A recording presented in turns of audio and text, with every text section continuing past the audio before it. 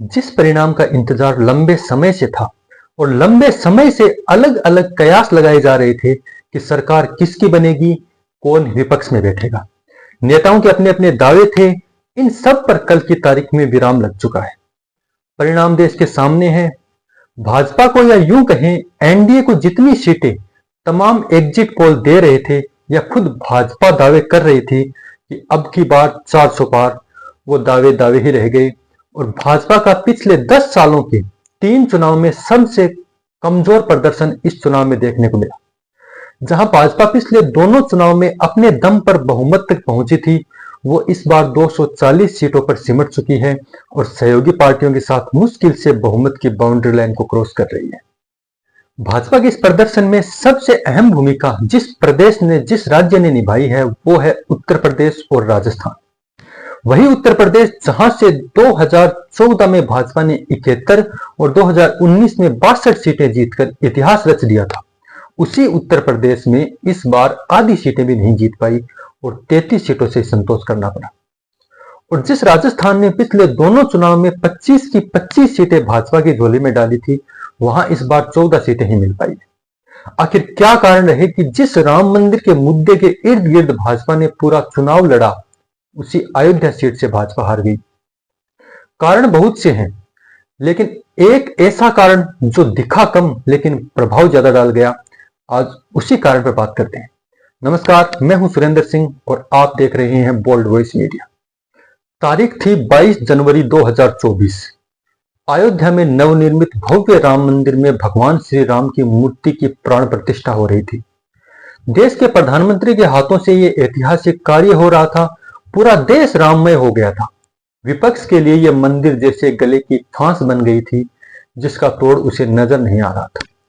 नतीजा यह रहा कि विपक्ष निमंत्रण होने पर भी राम मंदिर की प्राण प्रतिष्ठा में शामिल नहीं होता है।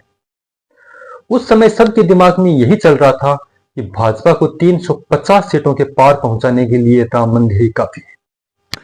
फिर तब से लेकर चुनाव तक आखिर ऐसा क्या हुआ कि उसी यूपी में भाजपा का प्रदर्शन सबसे खराब रहा। खंगालने बैठे तो इसके हजार कारण सामने आएंगे, लेकिन सबसे बड़े और मुख्य कारण की बात करें जिसका नतीजा भाजपा चुनाव से पहले समझ नहीं पाई, तो वो है राजपूतों की नाराजगी। जी हाँ, ये एक ऐसा कारण था जिसे भाजपा अंत तक नहीं समझ पाई, या हो सकता है अति आत्मविश्वास के कारण समझना नहीं चाहा। लेकिन इस बात को नकारा नहीं जा सकता कि उत्तर प्रदेश और राजस्थान में राजपूत अपना एक विशेष स्थान रखते हैं, प्रभावी वोट बैंक भी रखते हैं, जो सरकार बनाने और बिगाड़ने का मादा रखते हैं। लेकिन अब बात आती है कि राजपूत, जो भाजपा का सबसे बड़ा वोट बैंक था, वो आखिर नाराज क्यों हुआ। तो इसके जवाब में अनेक ऐसे कारण निकल कर आएंगे जिनकी वजह से सबसे बड़े वोट बैंक ने आज सबसे बड़ा सबक सिखा दिया। कारणों की बात करें तो कारण नंबर 1 है ईडब्ल्यूएस सरलीकरण का मुद्दा।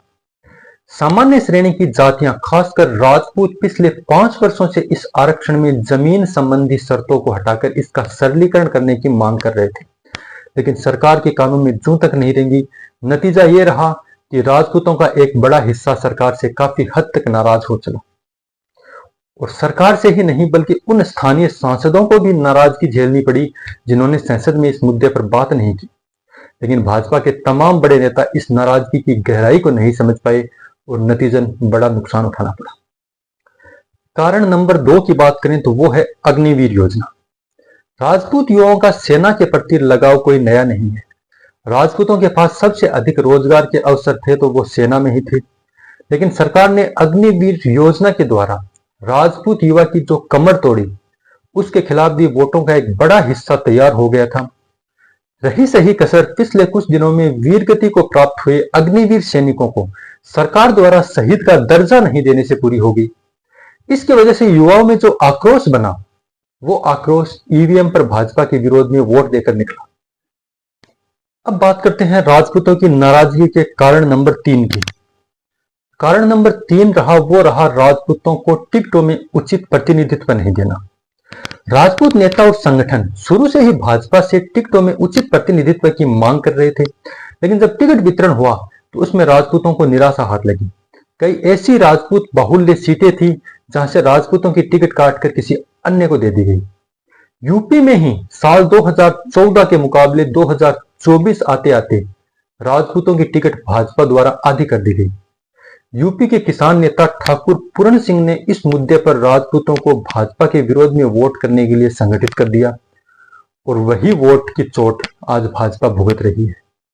अब बात करते हैं चौथे कारण की, तो वो ये है भाजपा नेताओं द्वारा राजपूत विरोधी बयानबाजी। गुजरात में पुरुषोत्तम रूपाला द्वारा दिया गया बयान इस चुनाव का सबसे विवादित या यूं कहें सबसे शर्मनाक बयान माना जाता है। इस बयान पर राजपूतों द्वारा अद्वितीय विरोध किया गया, लेकिन भाजपा ने इस डैमेज को कंट्रोल करना उचित नहीं समझा। हालांकि गुजरात में तो ज्यादा नुकसान नहीं हुआ, लेकिन आज का समय जो है वो सोशल मीडिया का समय है और हजारों किलोमीटर दूर का मुद्दा भी नुकसान पहुंचा सकता है। इसलिए रूपाला के बयान का नुकसान राजस्थान और उत्तर प्रदेश में देखने को मिला।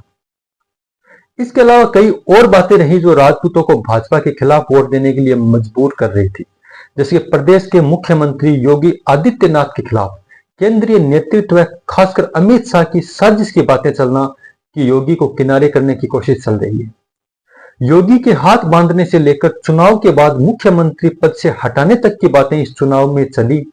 इसके वजह से राजपूतों का एक धड़ा नाराज था, वहीं एक दूसरा धड़ा इसलिए नाराज था कि भाजपा ने योगी को आगे करके प्रदेश के बाकी राजपूत नेताओं को साइडलाइन कर दिया था।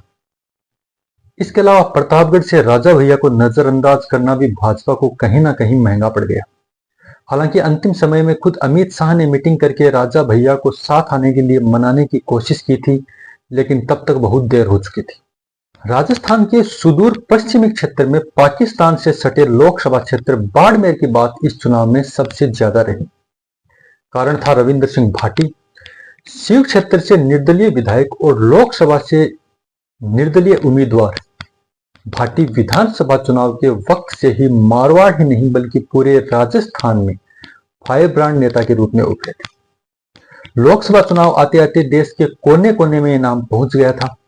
भाजपा द्वारा भाटी को यदि तरजीह दी जाती तो राजपूत समाज में एक सकारात्मक संदेश जाता, लेकिन भाजपा आईटी सेल के द्वारा एन चुनाव के वक्त भाटी को देशद्रोही बताने का ट्रेंड चलाना भारी पड़ गया।